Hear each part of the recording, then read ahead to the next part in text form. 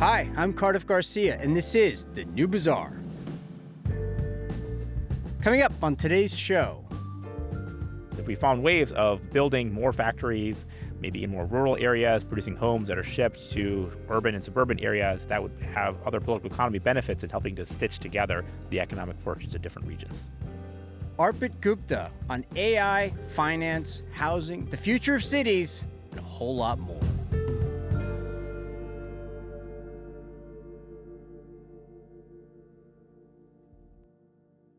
Hey everyone, Cardiff here. Our guest today is Arpit Gupta, a finance professor at NYU, but more importantly, something of a polymathic scholar whose work spans across a whole bunch of topics that not only fascinate me, but which really could not be more relevant to the moment we're in right now. A moment in which we're all trying to figure out new ways of working, what AI might mean for the future, especially how it'll affect our work, and what can be done to end the housing affordability crisis that we find ourselves in. So work, AI, housing, finance, urban economics, Arpit's work ranges across all these themes, and we're going to try to hit on as many of them as we can in this chat.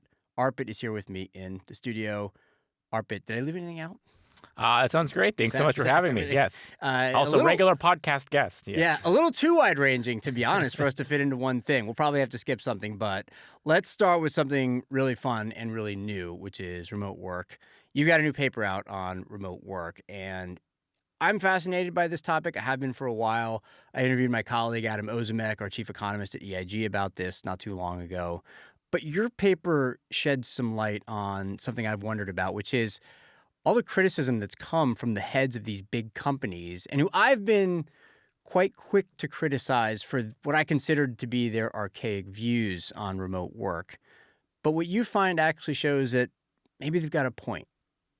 Yeah, absolutely. So taking a step back, I've done analysis on remote work in different areas. And so started with some of my colleagues looking at the impacts on migration and residential real estate, moving on from there to commercial real estate and offices. And the question in the back of my mind through all that was the issue of, is this going to stay? Is this going to be a sticky technology, which ultimately boils down to, are people as productive working remotely as they are showing up to the office? That's an open question still, right? I think it's still kind of an open question, especially if you think about firm heterogeneity, right? Surely it's not going to be one answer for every type of worker, every type of firm. So we wanted to get a sense of not only the point estimate, but a little bit also the distribution and what are the factors that help remote work function or not for different organizations. Yeah, and I should say also that to this point, it looks like remote work is a lot more common than it was before the pandemic, which, oh my God, that's 6 years ago now. Yeah.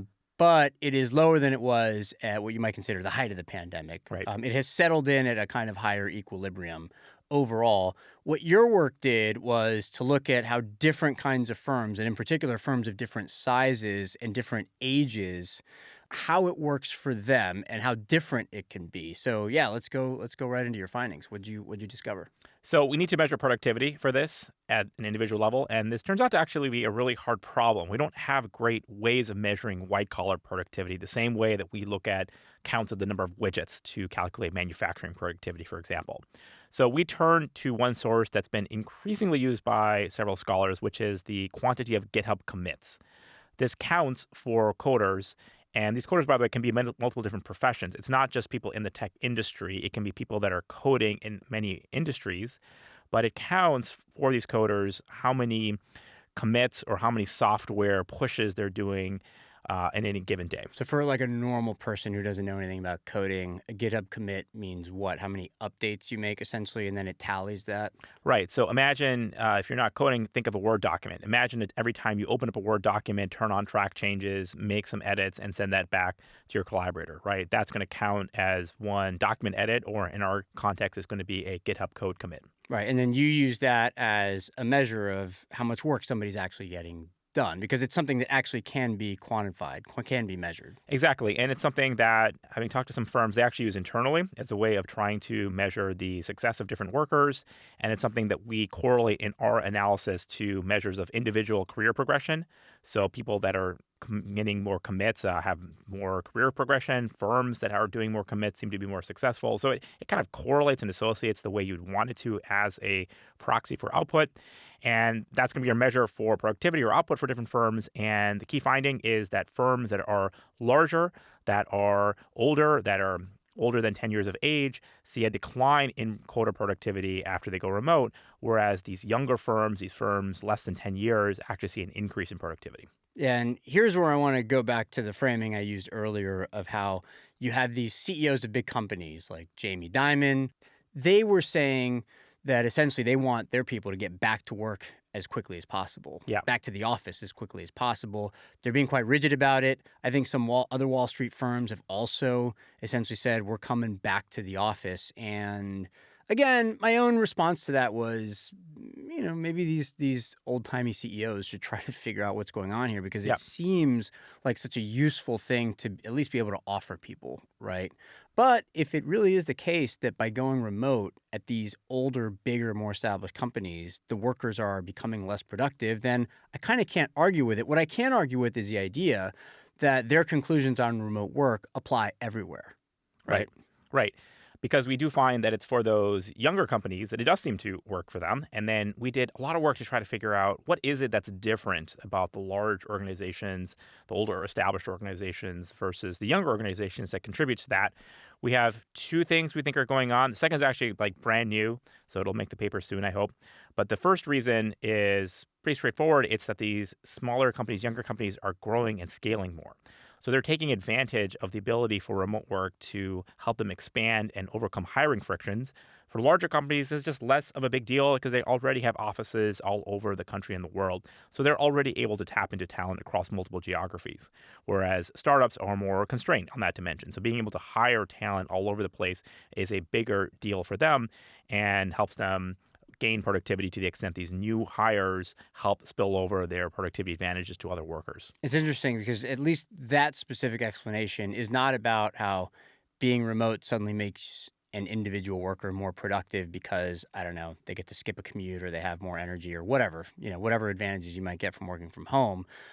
It's more about just the fact that you can hire more productive workers at this company because you have access to people from the whole country instead of just somebody, in your town, if you're in a town where there's a shortage of the kind of workers you might want to hire, right? So it's a different explanation than remote work makes you more productive. It's more that productive workers who are going to be productive anyways now can work at these smaller places. Well, we do find this spillover effect. So even the existing workers get more productive when my firm hires these other additional productive workers from elsewhere. So there is a team benefit to this larger organization having more productive team members such that everyone is able to perform at a higher level. The second finding, which is, again, brand new, is it seems to be also something related to the stock options that smaller startups are offering. So the way stock options are going to work, right, is if I am at Google, I may get some stock options with my compensation, but is my effort really going to change the needle on the amount of money that I get for these stock options? Probably not. I can't really change Google's value as a company. But if I have stock options and I'm at a startup, well, it's a really binary thing. Either this company succeeds in the next round or it doesn't. My effort can make a big difference in how that works. And so I'm naturally motivated by this aligned financial incentive such that my manager doesn't necessarily need to check up on me all the time, which is very different from a large corporation where, again, maybe I do have some stock options, but it doesn't really matter for my ultimate performance. And so you may need to have the manager actually looking at people and making sure they're working. One of the conclusions you make in your paper is that working from home, because of these very reasons, is likely to lead to more business dynamism, more companies that start up and are successful, and then also more companies that fail, right? Dynamism hits you from both sides. Basically, there's more competition for businesses. I also imagine that it would lead to more labor dynamism because you have better matching between people and the companies where they would be the most productive. And that seems to be a logical conclusion to what you're saying. How big of a deal would that be if it is, in fact, something that leads to more business and labor dynamism? Yeah, so we find a couple of results consistent with that. So one is some of these new workers who are more productive at remote firms were not as productive actually at their last firm. There is a difference in their productivity when they join this remote company. So that suggests there is a possible matching explanation that the worker becomes more productive when they're matched to a particular firm. The other finding we have is that at the larger companies, when they go remote, we expected to find benefits of retention, which is something that people have looked at in the past. But we actually find that for these larger firms that go remote, they actually lose some existing employees. They grow a little bit, they get some more workers when they go remote, but they also lose some existing employees. And it seems like some of those actually go on to start companies of their own. So that suggests that we're going to see more churn, better matching, maybe new form of formation, especially because you can go remote first and already scale to get workers all over the country or indeed the world. So that should have benefits in expanding economic opportunities, especially to underserved geographies. Yeah, I was wondering if that was the flip side of the coin of what you were saying earlier about how smaller, newer companies can now hire people from anywhere around the country, which also means that they might be hiring some of those people away from the big established companies that Right. were those workers' only options in the past. You know what I mean? That Right. could be another channel through which this is harder for the biggest companies. Is that right?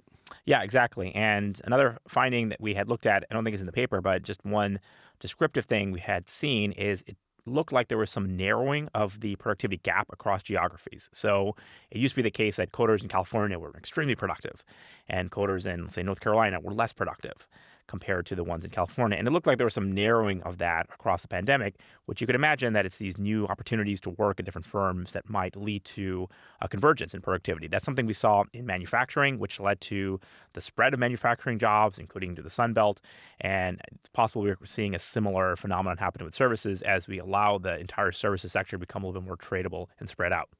Yeah, this is fascinating because it essentially suggests that when those big company CEOs complain about remote work, they're not really complaining about, you know, the fact that they're now losing workers to like less productivity because those workers are going home and not working and goofing off or whatever. Essentially what they're complaining about is that they now have to compete harder to keep those workers, to keep good workers, right? They're complaining about the new competitive pressure that it represents. I'm not really sure still why I should care about that complaint. This strikes me as a good thing if it leads to more dynamism, but it does sort of make you look at those complaints from a new angle, right? Yeah, the most favorable interpretation I guess I would have for the big company CEOs is there may also be attributes of the company's culture that's enhanced by being in person, which is a positive retention force behind why people would want to stay at a given company. But for sure, we have this other phenomenon as well, right? So, for example, it was Amazon and Microsoft that moved to Seattle to be a little bit further away from the lure of workers leaving for other tech companies, right? So, a little bit of a monopsony story might explain why some of these large companies are unhappy about the labor churn and more national, indeed global labor market we have with this result of remote work. How do you think this is going to affect economic geography? You know, the places that rise and the places that fall throughout the country and how they're distributed. What kind of an effect is it going to have on that? I think the results we're seeing for economic geography are a little Goldilocks, if I had to describe them, in the sense that it suggests there is a durable advantage for these large cities such as New York, because we have here in the city so many large firms that, as our research suggests, do seem to have challenges going remote. So it suggests that, well, these large firms might stay in these large cities. So that should be an advantage for urban areas that want to retain workers to come into the office. At the same time, it suggests we have another new set of firms, younger firms that have a different model based around being remote first, hiring people all over the place. And those firms should be able to create more economic opportunities for workers no matter where they are. So if you're a worker in a less dynamic environment, maybe you're able to collect new opportunities working for these new firms. If you're a worker in an existing city, then you have other opportunities, particularly working in larger firms. The way I've always kind of interpreted remote work is that it's another dimension along which companies can compete against each other for workers, right? And so I just assumed it would lead to better matching. I think your paper offers some suggestive evidence for that. And I understand the point that bigger companies are going to face bigger competitive pressures than new startups that now have this abundance of workers that they can hire, which is great. But on net, I still have never seen a good argument that remote work is bad for the economy, for the country, or anything like that. Where do you fall on that? I personally feel that it has to have really massive benefits for the economy overall in allowing us to have better choices over where to live and where to work, right? Historically, we've had a very close tie between these two things. You have to live exactly where you work. And that tie, I feel, has led to a lot of negative political economy consequences, which is to say, if you're stuck in a location because you have to be there for work, you have fewer opportunities to move and express your residential location, which means that the local government can extract a little bit more value from you. The quality of local services might be a little bit worse. So I think that is actually one of the long-term benefits of remote work from an economy-wide standpoint, which is to say allowing more greater mobility should free up more responsiveness when it comes to corporations competing for laborers. It should free up more responsiveness for local governments that have to maybe compete a little bit more to make sure that they attract enough workers locally. All right, great. I don't know. It sounds good to me. I'm in favor. Let's switch now to a topic that I don't see mentioned as often anymore as maybe it was a few years ago, which is the urban doom loop.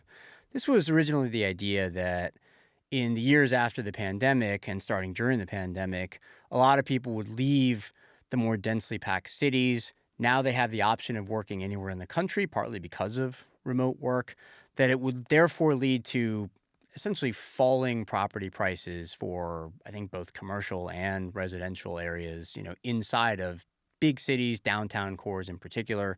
And that because of that, you'd end up with, less tax revenue, and then services would get worse, which would lead to more people leaving and so forth.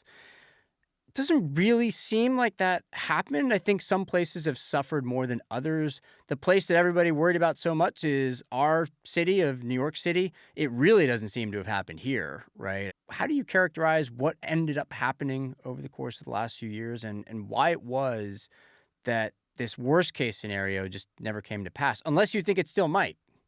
So, first of all, our paper, this is with Stein Neuberg and Brinda Mittal, was about trying to quantify the commercial real estate office impacts of remote work. So we were finding these large reductions in value of commercial office buildings, and I believe that has still held. If you look at the stock prices of various REITs that are estimating the market's assessment of the value of this office real estate, they're not doing well. You're talking about across the country.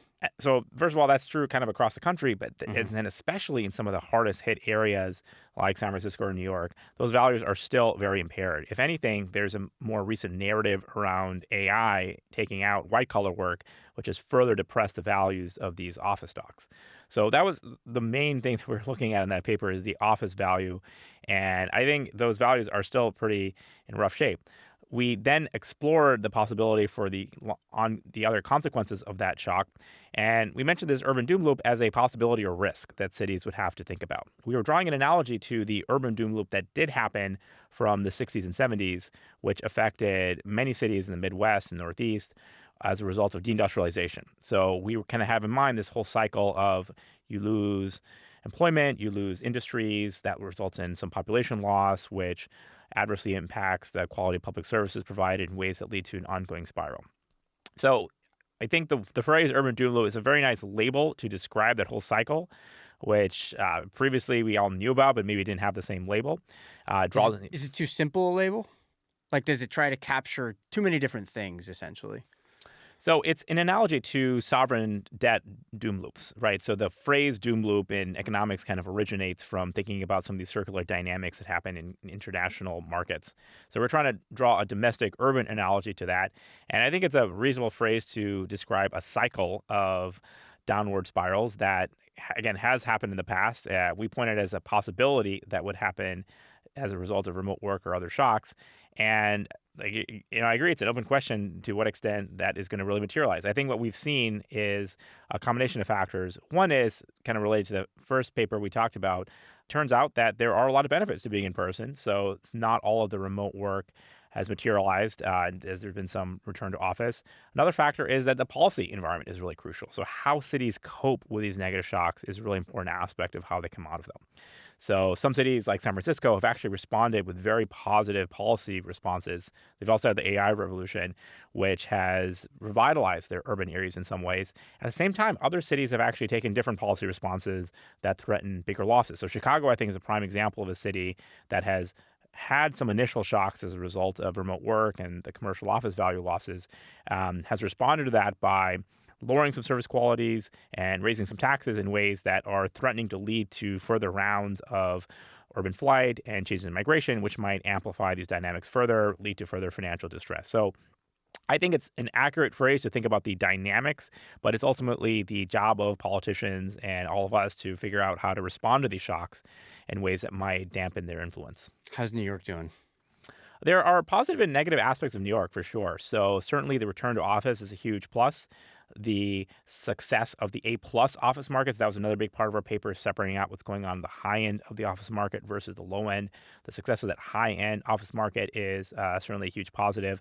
The city's assessment for taxes, for better or worse, isn't really recognizing large losses. So the office owners are still paying pretty hefty property taxes. So we haven't seen that round of reassessment of taxes that would result in a fiscal loss. So those are all kind of big strengths and plus points for the city. On the minus point, I think you would point to there have been some pretty substantial losses over the last few years in terms of employment in different sectors. And if you look at the long-term trajectory, New York City has really lost out its share of finance jobs, its share of millionaires. So relative to other parts of the country, it is not the same mecca for high-end work that it used to be. I mean, we talk a lot about the projected future deficits in New York City. That's still a problem that has not been solved. And so maybe the urban doom loop you're describing is just something that takes a long time instead of like one massive shock that leads to, chaos over a few years. It might just be something that drags out or acts as a drag on the economy for a while. Exactly. We're trying to identify a series of dynamics that relates to how cities ultimately respond to negative shocks that they experience.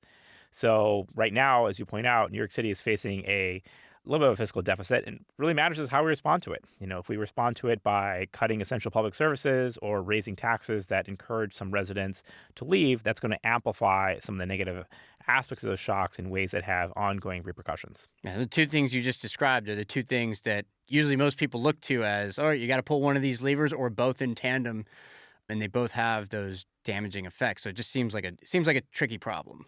It's certainly a tricky problem. Unless you grow your way out of it, right? Right. It's certainly a tricky problem, but right. So there's either growing your way out of it, which is to find new growth opportunities for the city, or you find ways of cutting wasteful spending. And, surely we have some wasteful spending in government that we could target instead. Oh, you're kidding.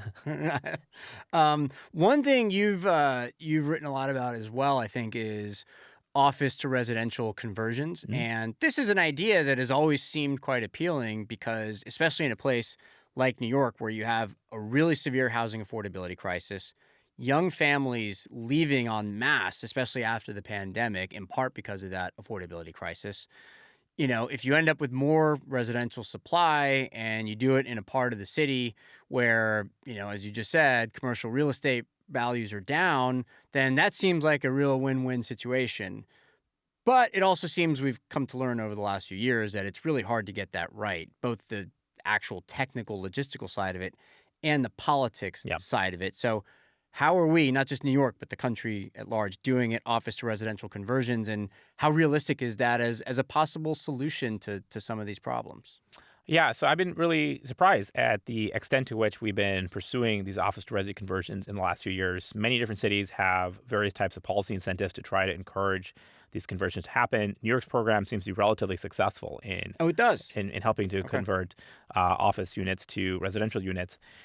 There are a lot of benefits to try to make it happen, which is to say, on top of everything you mentioned, you're typically getting more housing units in the very center of the city where typically all your city's transit lines are running into. So the same transit that's intended to take commuters into the office core, if you're in one of these buildings, you can take that same transit line out anywhere else in the city. So you're already starting with a pretty well-connected set of locations that might be appealing to households and families. And, we don't need that many of conversions to actually put a dent in the level of office vacancy that we have. So if a city has, let's say, a 20% office vacancy level and takes 5% of those offices and moves them to residential, that may not move rents very much, but it might make a huge impact on the office market. So I think we're seeing a lot of success in these office conversions across the country. I've been really surprised at the scale and scope and what the architects are able to make, happen in these different buildings. So I think we'll be seeing more of this, and I think more broadly we'll see this principle of adaptive reuse. How can we take space, repurpose it, do different things with it happen as we encounter more shocks in the future? The way I've always thought about these conversions is that if you look at one of these massive high rises or whatever in Midtown, you go floor by floor.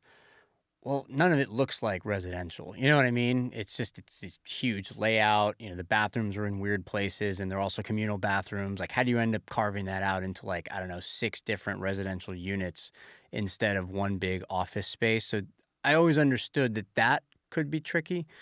The politics of it also seems to be really hard. You need to change the laws sometimes to allow for that kind of thing. What do you think is the biggest barrier that remains? I mean, are you surprised more by how the politics have shifted on this or by how clever, the designers are in terms of making this something realistic?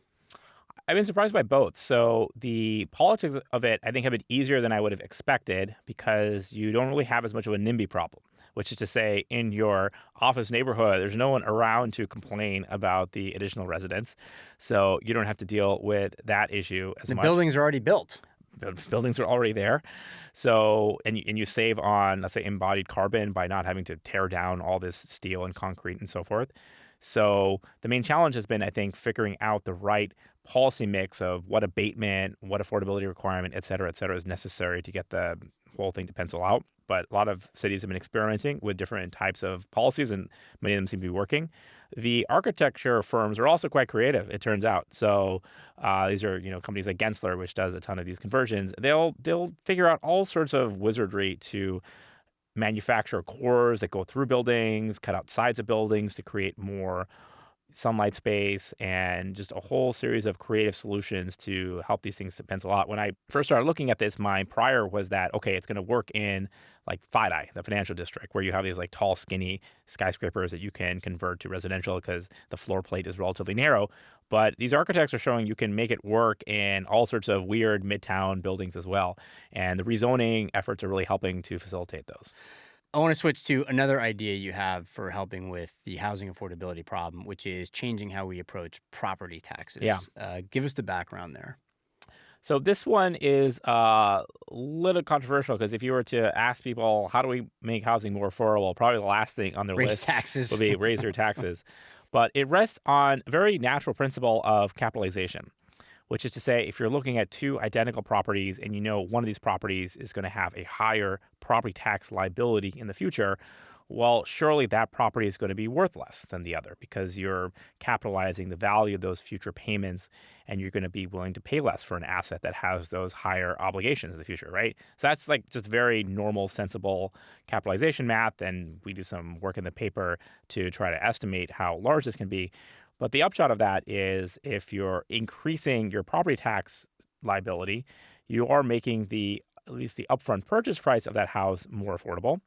At the same time, what you're doing is you're increasing sometimes we call this a carry cost of how much it actually costs you to hold the house period by period. And so that acts as a little bit of a nudge to make sure that people in the house actually really value the asset and they aren't just kind of hoarding it and staying there just because they bought it some time ago, but they actually really value the asset they're in. So it encourages, again, a little bit of churn and migration in the housing stock. Yeah, I want to stay on that point of how it reduces the upfront cost of the house. The idea here is that if you know that property tax rates into the future are higher than they are now, then you're going to take that into account when you buy the house, and so are all buyers, and so it sort of acts as a discount, right? Right. You have to lower the upfront cost of the house, and what that could encourage is younger homeowners who don't have as much upfront money, but they're looking at 30 to 40 years of work because they're still only in their 20s or 30s. Now they can buy a house. And one of the big problems that we've seen in the housing market, which my colleague Jess Remington just did a huge piece on, was the way in which housing affordability differs for, on the one side, new and prospective home buyers who are really having a tough time versus existing home buyers Right. who have it easier. Well, for example, seniors tend to be existing home buyers more so than people in their, in the 20 to 30s range.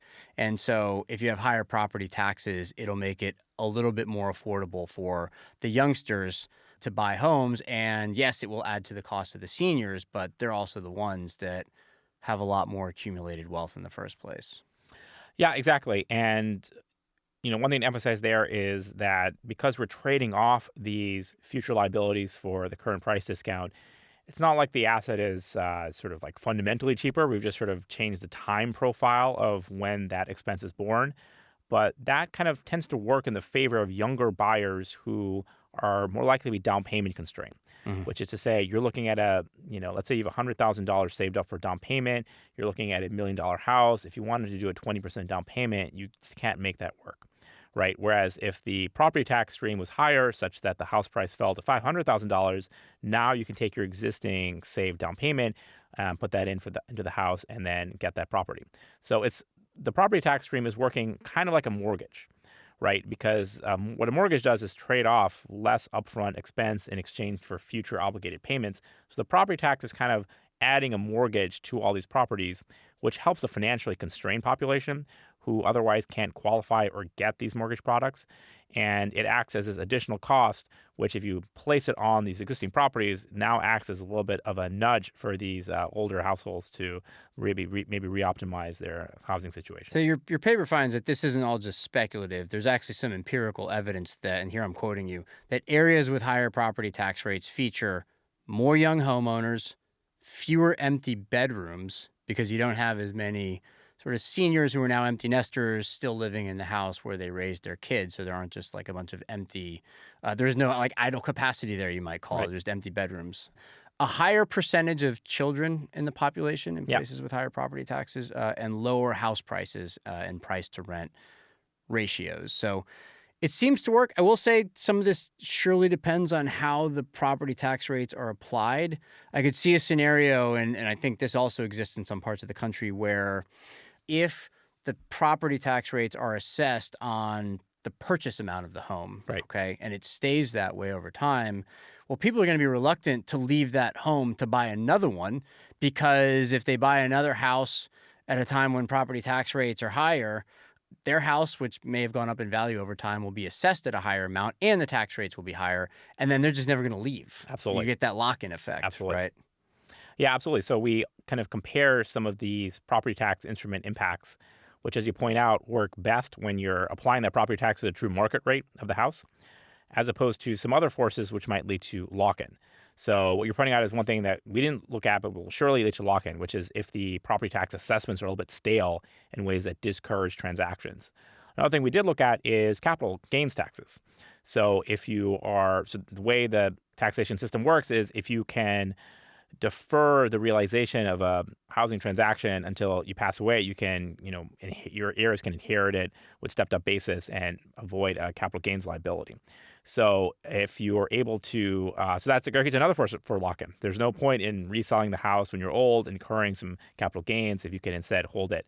So there are a variety of ways that the taxation system might encourage people to remain locked into properties, whereas an alternative would be to try to find taxation instruments that instead encourage households to reoptimize their housing stock in ways that will result in more churn and more opportunities for young people to access housing. Here's another idea of yours, and it applies more, I think, to the rental housing market. You're in favor of something called accelerating depreciation schedules. All right, Yeah. let's explain that for normal people first. All right, if I'm understanding this correctly, this is essentially the idea that if you are an institution and you essentially commit to building a multifamily rental property, that you can essentially expense the entirety of the upfront cost of doing that right away, right? Yeah, and what's key about that is changes in this expensing schedule don't really change the total amount of tax liability received by the government. It's about changing the timing of when that tax liability is due. So it does change the present value of the total tax paid, but it doesn't change the undiscounted total value of tax liabilities. What that basically means is for the developer that has a hurdle rate when they're applying investments, right? So they're willing to invest if they receive a rate of return that exceeds a certain benchmark. Being able to accelerate the timing of the tax benefit associated with housing is able to lower the hurdle rate by improving the timing of that investment return. So that's enough to get more projects to pencil out that wouldn't have otherwise because of the timing of when the cash flows are realized. Yeah, and that would lead presumably to a lot more multifamily construction. And it also, by the way, would be in keeping with the accelerated depreciation that we do allow for other things Right. already, right? So some forms of investment you can already expense right away. This would just be making multifamily structures consistent with those other things, right? Right. And we had this system in the 80s. We paired that system of more accelerated depreciation back then along with some other tax shelter rules that went even further. And so they provided even a further benefit to the tax benefits for owning real estate. And the collective impact of all that is we went through a little bit of a real estate hangover in that period, which we would love to have today. We were like building Way too way too much, much. right? Actually, a lot of the office buildings we're now trying to convert, to other uses today. We're kind of coming out of that overall real estate boom from that time period. But that sort of shows you how sensitive these investment decisions can be to their tax treatment and the after-tax return. Yeah, there was a funny part of your piece where you were writing about this very topic and how in the past, when these depreciation schedules have been introduced, a lot of existing corporate real estate companies resisted them. Essentially, they saw them as more competition. And you wrote, and I'm quoting you here, it's important to fight against the real estate lobby and insist that they receive tax benefits. That's the best way to get new construction, right? Basically forcing these institutions to get these tax breaks because you'll get new construction, but they just didn't want the competition. Maybe they didn't want there to be more units out there because it means that they would not be able to charge as higher rents. Is that usually where the resistance comes from here? I think that's basically that's my understanding of the industry's pushback to when they were considering some of these rules back in the 2017 TCJA. In fairness, I suppose, to the industry, there is a reasonable concern around how much this is going to be a boom bust cycle to real estate. So what we would, ideally like to do is have a improved incentive for real estate construction that'll kind of apply across the cycle. We kind of want to have a sustained investment towards more real estate. But what we did see in the 80s is that providing these incentives kind of did lead to a little bit of a boom bust cycle in real estate, i.e., during the best years of the 80s, we're getting a ton of new construction. The impact on rents wasn't just like a level decrease in rents, but it was relating to these kind of dynamics that ultimately were destabilizing. Well, it was extremely volatile in the 80s as well. You had the savings and loan crisis, which was Right. sort of tied to a lot of these tax changes. Right. But if it also leads to a ton more building, then that's the thing we should be worried about. Yeah. Yeah. So that's sort Not of, worried yeah. about in a bad way. I mean, that's what we should want. Right. So that kind of comes back to a little bit to our discussion on remote work, I guess, which is like, do we care about what the corporate executives feel about remote work, or are we concerned about the aggregate benefits? So I think the industry is probably right to worry that there might be some boom bust dynamics that are potentially affected by tax credits, but we need to, as a society, prioritize the housing affordability, in my view. So, Okay, final thing on yeah. housing is a big one because you've got an upcoming paper that's titled Industrial Policy for Factory-Built Housing, and I want to get a little bit into this. It's important to note here that you are already, as I understand it, pretty much on board with most of what people refer to as like the YIMBY project, the Yes in My Backyard project, that we do need better zoning codes to allow more construction in a whole lot of parts of the country, right? And this is your attempt to add something to that, not to sort of not to contradict it at all, but to do something that's complementary with that. Is that a fair thing to say? Absolutely. And one sort of, so this is what Steve tell us, one thought experiment we sort of have in mind in conceiving the piece is imagine the YIMBY movement succeeds, which is to say we address a lot of the zoning constraints to housing construction. Is that going to solve the problem? Is that going to lead to housing abundance, or are there remaining barriers even after we address some of the land use constraints that apply to housing?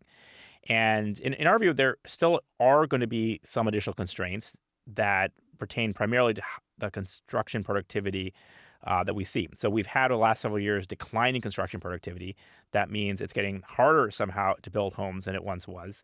And that requires addressing if we're going to be able to lower the actual cost of building, because even if we address some of the land use constraints, we also have to address the cost of building the structures. Yeah, and I actually want to pause to emphasize something here. It's not just in the last few years that we've had lower construction sector productivity. The stagnancy of construction sector productivity has lasted half a century or more by some estimates. Yeah. It is the strangest thing. It is one of the biggest outliers in all the economic data that we have right now for an entire sector to have declining productivity growth for this long, for decades and decades. It's weird, but it's a reality. I wrote about this, by the way, at the Financial Times in 2014 in a post that I labeled "The Astonishing Decline in Construction Sector Productivity." That's how long people have been studying this, right? Yeah. And I was obviously building my work. I was just a journalist on the work of other economists and other, people who study the construction sector, okay? So it's a shocking thing to have happened. There's all kinds of reasons that are floated for why it's happening, okay? And a lot of those are pretty realistic. We don't exactly know what's most contributed to it. But it is a staggering thing, okay, that this exists. Yeah, and to add to how puzzling it is that we have this decline in productivity, right? Not just stagnation, but we're actually progressing backwards in our ability to build houses. If you talk to a builder or go to a construction site, it seems like they're doing new things. Like the power tools are different, right? The measuring tape is different. I don't know. We have lasers on site. We're right. doing like the individual technologies have advanced, exactly, but not how we use them. Exactly. Every individual component and how a home is constructed seems like it's had improvements over the last few decades, just as everything else has in the economy. But the composite task of putting together that entire house has somehow gotten worse in productivity. Yeah, it's amazing. I mean, if I were to tell somebody that we are worse at making calculators than we were in 1976, you'd be like, what are you talking about? You know what I mean? Right? Like it would be beyond comprehension that we could actually get worse at making something that we already knew how to make, but it applies in the construction sector. So let's talk about your idea for what to do if in fact someday there is a YIMBY win, or even if there are some YIMBY wins and it's not a wholesale victory, something that can help. Your paper again is titled Industrial Policy for Factory Built Housing. And we should describe that first. We should define what factory-built housing actually is. It's two things. It's prefabrication and modular construction. Let's explain what those two things are first. Absolutely. So I think that the title of the piece may have changed. So I think it might now be Industrial Policy for Housing Construction. I don't actually know what the latest status is. In any case, the point of the piece is to talk about changing the way that we build housing away from on-site, which is how way housing is traditionally done, towards more factory-based methods. So the modular side of that would be to build entire components that could then be assembled on-site. Factory built in general refers to building things off-site, which would allow for concentrating productivity improvements in controlled environments in factory settings, which allow for us to take advantage of all the benefits we get from learning by doing and successive capital investments and productivity growth that have characterized how productivity has grown in other sectors. So we can borrow from that and try to adapt that in this sector, because it does seem like the reason that housing has not had the same productivity advantages is that you're doing everything on site. So imagine you're trying to build a car and one day someone shows up with the windshield wipers, and then like a week later you're waiting for the electrician to show up to build your car. You would never build a car that way. Like you never build it in your own home garage or something. You never build a car in your garage one piece at a time or whatever. So what you're saying essentially here is that this is houses or big parts of houses, whole rooms that are built in factories and then moved to the site of where the house is going to be, as opposed to building the house at the site of the house, right? And then that way you can take advantage of studying how it works in the factory when you're putting those parts together, making improvements, and then over time you get better and better at it. Just like with cars, right? You started making them in factories, and then people would study it, and then they'd come up with better and better ways over the last century, really, of how to make a car in a factory. And, and it just gets better over time. You'd see improvements. Exactly. And if you look at other industries like the car manufacturing industry or shipmaking or other industries like that, they really struggled with figuring out how to get those economies of scale and industrial scale production. And something that a bunch of industries had to cope with is the fact that when you hit a downturn, you have declining demand, right? Because you're producing a durable good and people don't want to buy durable goods in downturns. So that was a huge issue for all industries, but housing being like the most durable good is really badly impacted by this. Right. It's sort of in the same category as like planes or something like that and how durable it is. However, those other industries like shipmaking or planes kind of received a lot of government assistance and help, which allowed those types of very durable capital-intensive goods to continue in production through, for example, like the Great Depression. However, the Sears home construction business, which was also around in the 1920s, so Sears was building homes, manufacturing them, and shipping them on site. That whole industry completely collapsed because the demand destruction, which happens in downturns, completely eliminated that industry. So housing hasn't had the same level of government support to help it smooth through business cycles the way that other goods have, which we think is one of the contributing reasons why the industry never adopted these kinds of factory-built methods. Let me raise what I would anticipate would be a point of objection here, which I'm sure you've anticipated. But the idea that if you could build a house, a really good house in a factory, and you'd get better at building it over time, it'd be getting cheaper. In addition, it would be getting better and better, more varied, more interesting, whatever, than moving it to the housing site. And you'd be able to sell it. It would be more profitable to do it that way if that story were true. And so the question would be, why would you need government intervention to help with that? Mm-hmm. If that were really a better business model for doing things, wouldn't it already be done? And if it's not being done for other reasons, right, what are the barriers that prevent it from being a viable business model now for the companies that would do this? Yeah, so I think it's a really difficult coordination problem, which is hard for any one firm to break out of, because we have a very fragmented housing construction business. Things are very local. And so you're dealing with this patchwork of different rules and laws and regulations, which limit the natural addressable market that you could try to reach through a better housing construction technique. And so the first thing that we advocate is that more deregulation, which is to say we should address not just the land use codes, but another type of regulation, which is also being increasingly targeted by the YIMBY movement, which are building codes, right? So part of what makes housing very hard to build through these factory-built methods is the complexity of the building codes, which regulate exactly what can be built in different areas. So having more standardization about these codes could help create a more standardized marketplace. So essentially, this kind of building is not allowed right now. Or in some parts of the country, it's restricted, or there are big rules piled on top of it. That actually sounds like it's perfectly in sync with the YIMBY movement. Like it's a part of it. Exactly. And we have some success stories, I think. So one big success story is what's happened with ADUs in California. So what they've done is tell our listeners what accessory dwelling units are.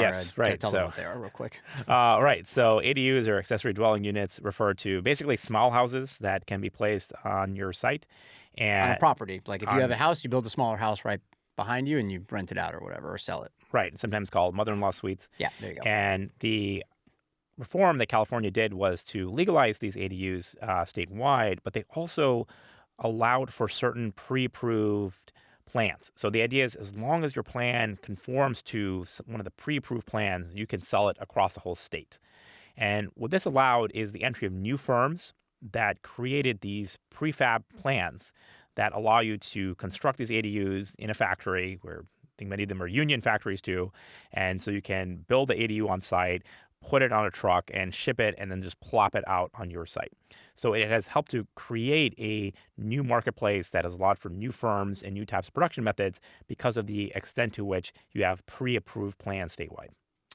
And is part of your industrial policy agenda that you're proposing here, in addition to the deregulation, does it involve government funding? Does it involve a clever use of, government grants, things like that? Can you kind of take us through what else would be involved? Yeah, so we lay out several additional, more proactive government steps to try to improve this process as well, in addition to the deregulation. So that includes one component, which would just be research and development.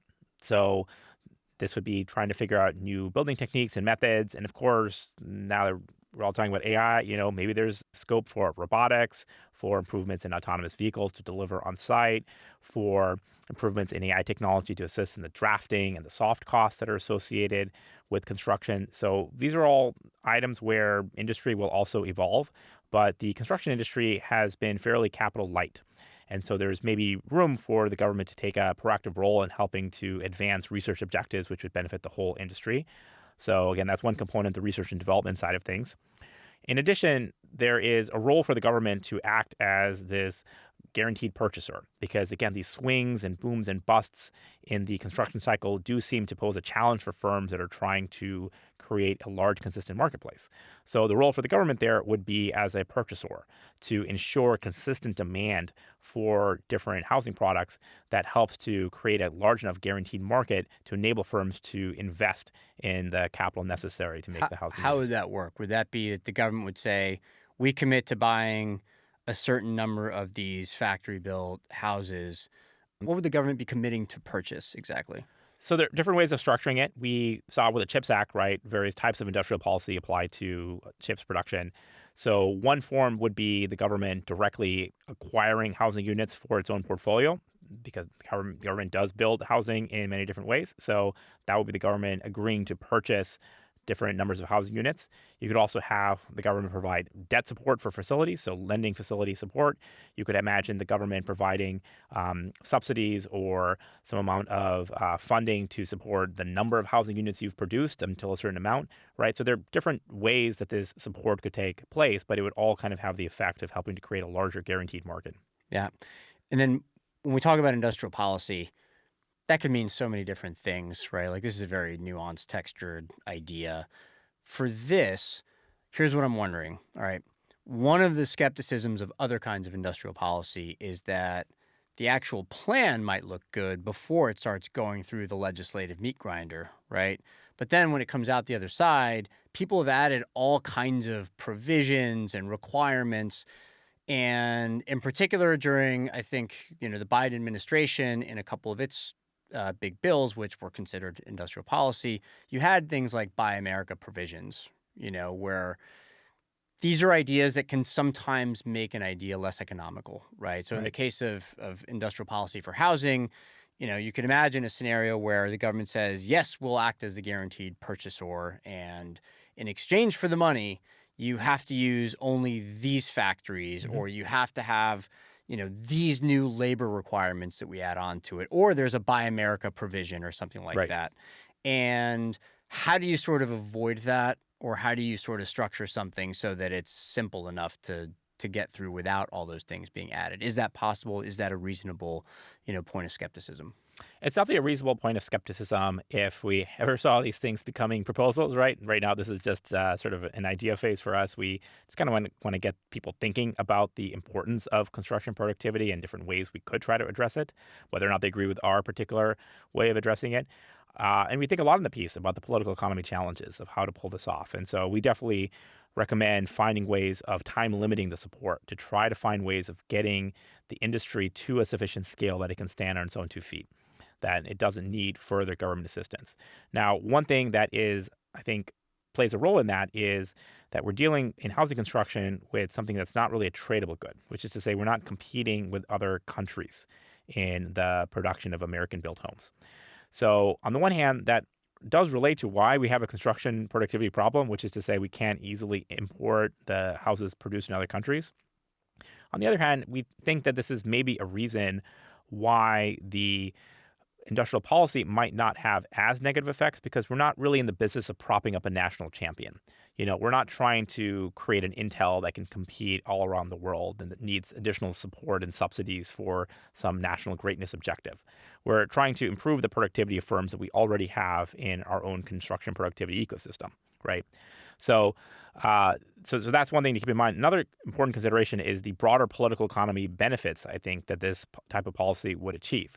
So one of the things we think about in the piece is the fact that we have this negative type of conflict between urban and rural areas, right?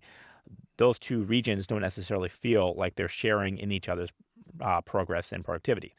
Whereas if we found ways of building more factories, maybe in more rural areas, producing homes that are shipped to urban and suburban areas, that would have other political economy benefits in helping to stitch together the economic fortunes of different regions. And it would level economic and geographic inequality, I should Right. say, in some ways. Right. Yeah, very interesting. I want to close with a discussion of finance and AI. You're now teaching a course on finance and AI. And let me start with a question that does relate to housing, because you came out with a paper, I think with a co-author or co-authors a couple of years ago on housing regulations throughout the country. And one of the points you make in the paper was that very paper would not be possible in the days before the introduction of large language models. Is that right? What did you do and what did you find? Yeah, so we were interested in categorizing and understanding housing regulations across the country. So we built a data set of thousands of these housing regulations that we had collected and scraped and corresponded to these municipal codes. And the challenge is now that we have these thousands and thousands of municipal codes, we have all these regulatory questions we want answered to understand the complexity and divergence of these regulations. And if we had to rely on humans, we just wouldn't have done that. Right. And so what the literature has kind of done is they've either answered a very detailed set of questions on a small number of regions, or they've sent broad surveys to try to get the general sense of are regulations tight or loose across the country. But being able to answer specific regulations across the country hasn't really been possible prior to these new tools, which have dramatically scaled up our possibility to work with data. And what'd you find? Yeah, so we found a lot of cool things, but one of the things we found is that there were kind of two regimes or two types of housing regulations. One kind of relates to things we're going to associate with value capture, so it's going to relate to affordability requirements, things like that. These are tools that municipalities are doing, particularly in high rent areas, in order to exact a little bit of the value that comes with housing regulations. And so I knew about inclusionary zoning, of course, but I didn't realize that there was a sort of whole cluster of regulations that kind of pertain to similar types of requirements. And the other type of regulation kind of looks like exclusionary zoning, which is to say things like minimum lot sizes, setback requirements, and so forth. And these are a set of tools used by municipalities primarily for exclusionary purposes to ensure that housing is costly and expensive enough so the riffraff doesn't live there. Yeah, fascinating. You've also done some writing on the ways that humans can best work with AI, right? And here's a line that I want to read from one of your posts. This is on your Substack. Arbitrage, very clever, by the way. Here's what you write. What we need to realize as a society is that mass deployment of AI has the capacity to dull the mind as much as processed foods and easy transportation led to an obesity epidemic. We'll need to figure out the right heuristics, the mental equivalent of working out, to ensure cognitive discipline in a world of AI slop. What do you mean by that? I think it was pretty clear. It's I'm trying to summarize, I guess, some of the research I've read that I teach on now, which has led to the conclusion that people can use AI as a crutch or substitute for their own thinking, right? And it's pretty easy to see how that's going to happen. If people are using the chat window to completely substitute for some line of human thought, it can dull and substitute away for the task of hard thinking, which is typically how we build our brain muscles. Mm-hmm. So that's sort of the observation. And then the parallel with, processed foods is sort of thinking back to, well, this is not the first time that something has happened that made things a lot easier for us, and we didn't necessarily respond to it great at the time. And imagining the future, that you might need to have something like an AI Sabbath or something, right? You might need to have a day or a time period where you say, I'm going to avoid the use of all AI tools and make sure I'm really thinking about this from first principles to make sure I'm not AI relying. Sabbath, a day of AI breaks. I was thinking about it also in the context of your other findings on AI and finance, which is the idea that AI can be used for very easily codable things, right? Scraping documents and telling you, what the right financial ratios are to look at for a company, but that the decision of what to do with that output remains very much in the human realm, that AIs are still not very good at that, at the more creative or thoughtful or interpretive part of the job. And that's interesting in and of itself, but it's also the case that a lot of people develop those skill sets by doing the hard, sort of easily codable work first, right? Yeah. So like in finance in particular, if you spend 5 or 10 years learning the accounting, learning the financial statement analysis and all that stuff, then on the other side of that, you'll be able to sort of interpret those results just based on the experience you have. Well, now if you've essentially outsourced all of that earlier work to an AI, is it really going to be the case that you're going to be as good at sort of doing the creative part of the job as if you'd taken all the time to learn the sort of, rote stuff in the first place, the stuff that you had to memorize in the first place? Yeah, this is a fascinating question, which intersects with what seems to be the labor market signal that juniors are being disadvantaged in the labor market. that young people are finding it difficult to get a toehold.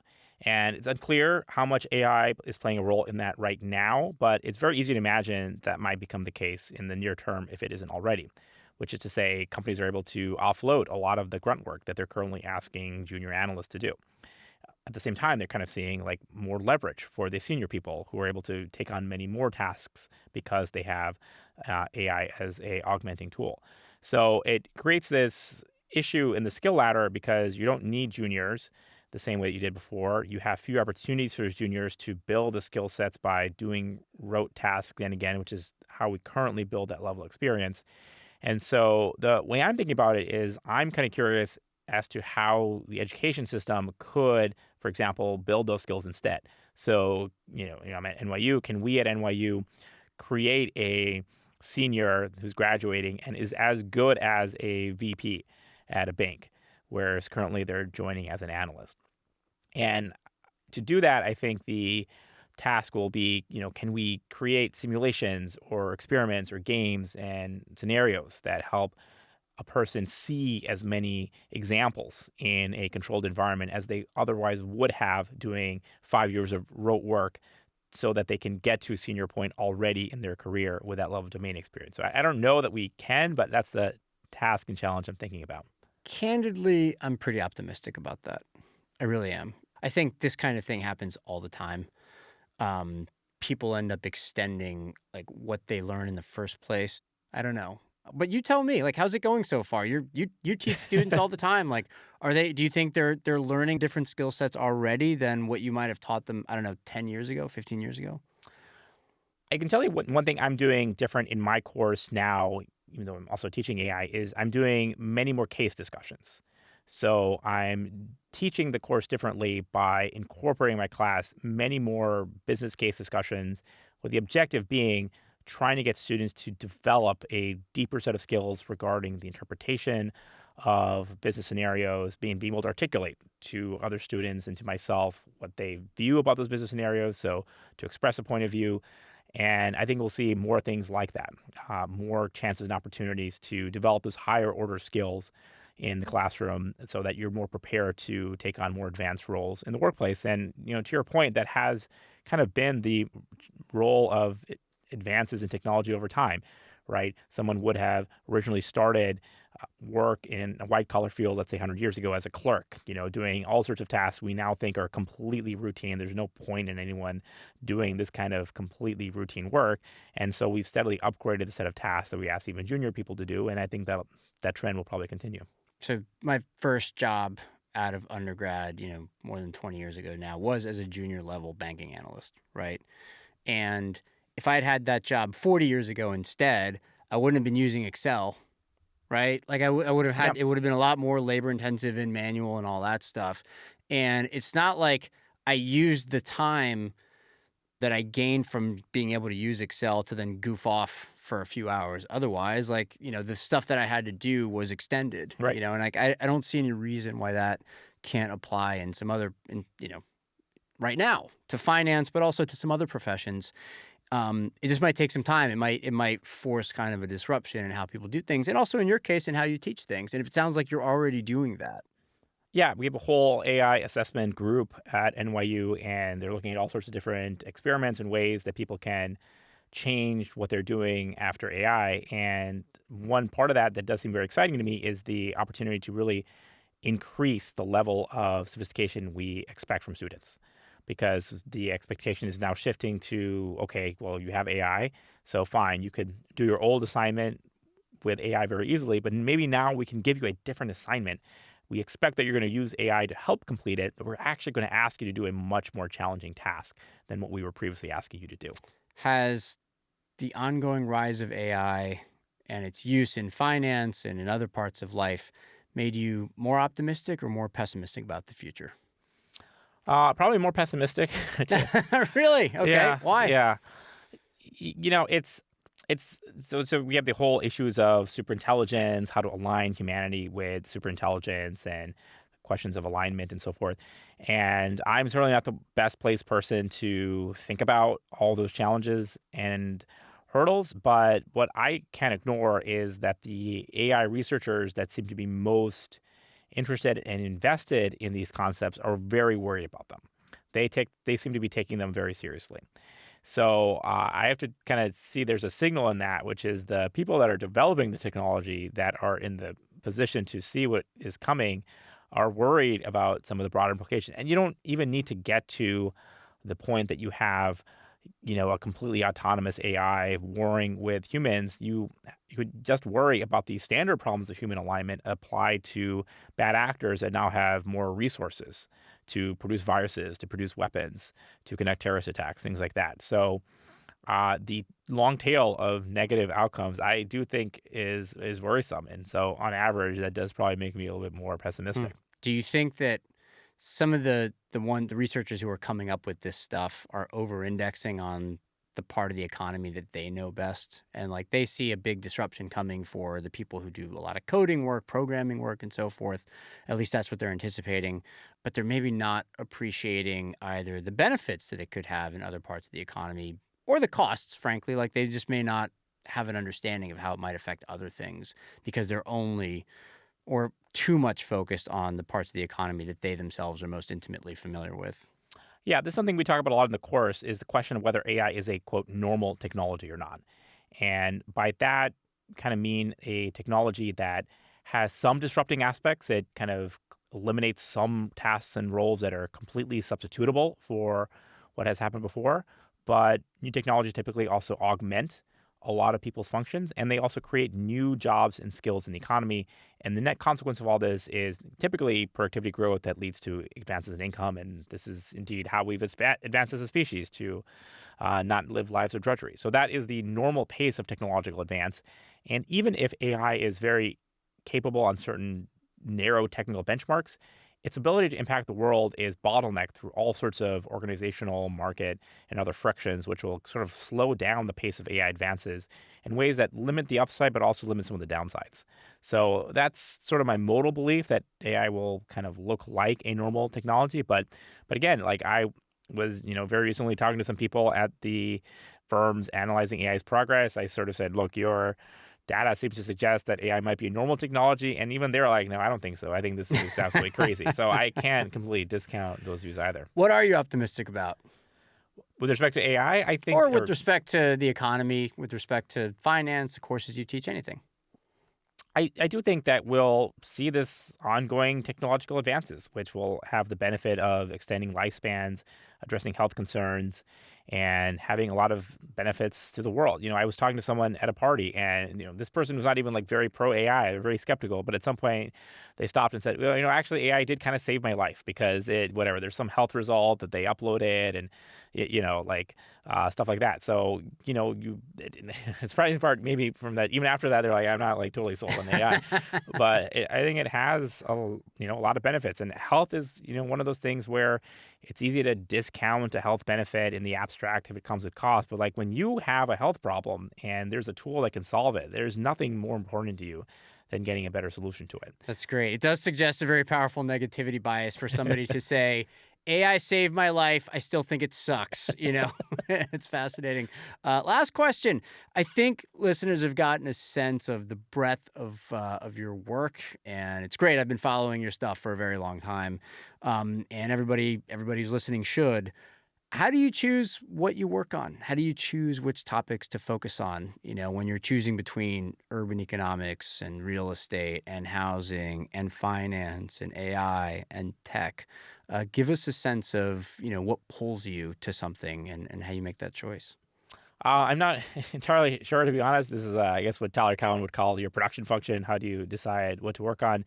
It's really just a combination of what am I interested in, what am I naturally curious about, and areas that I feel I can have some leverage, that I can add something and find a team of other people that are interested in the same thing with me. So whenever I can find some combination of factors around things that I am interested in and other people are also interested in at the same time, that's usually it. So I'm probably more bottlenecked by finding collaborators and people who I can work with. Maybe I will change that down the road. We'll see. All right, I think that's good advice for everybody and a good place to end. Arpit Gupta, thanks for being on The New Bazaar. Thanks for having me.